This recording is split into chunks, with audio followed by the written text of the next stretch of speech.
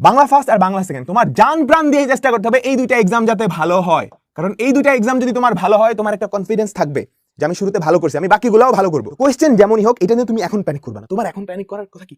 তোমার প্রিপারেশন নিয়ে, তুমি তোমার প্রিপারেশন 100% নিয়ে যাও, যাতে করে কোয়েশ্চেন যেমন করুক, গার্ড যেমন দেখ, তুমি ডোন্ট কেয়ার। আরে ধুর, আমি পড়ে আসছি, রেজাল্ট ফল হলে সবার রেজাল্ট ফল করবে। যদি কেউ জিপিএ 5 না পাইলো না, প্যারা কি? তোমার ব্যাচের কেউই পায়নি, তোমার কলেজ উঠবা, কলেজে তোমার ব্যাচ থেকেই তো নিবে, অন্য ব্যাচ থেকে তো নিবে না।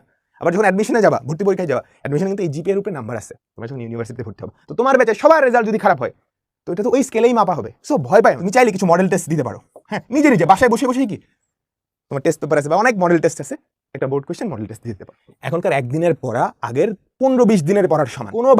কোনোভাবেই অসুস্থ হওয়া যাবে না। অসুস্থ হইলে তোমার প্রিপারেশন ভালো থাকা সত্ত্বেও তোমার রেজাল্ট খারাপ হবে। এই একটা মাত্র কারণ, যেই কারণে ভালো স্টুডেন্টরা যাদের প্রিপারেশন ভালো থাকে এরপরেও কি পরীক্ষায় গিয়ে কি করে খারাপ করে। পর্যাপ্ত পরিমাণে পানি খাবা, ঠিক আছে? অনেকে রাত্রে অনেক জেগে থাকো, সকালে উঠে ঢুলু করো, এরকম না। তুমি রাত্রে আগে ভাগে ঘুমিয়ে যাবা, সকালে 6টা বা 7টার মধ্যে উঠে পড়বা।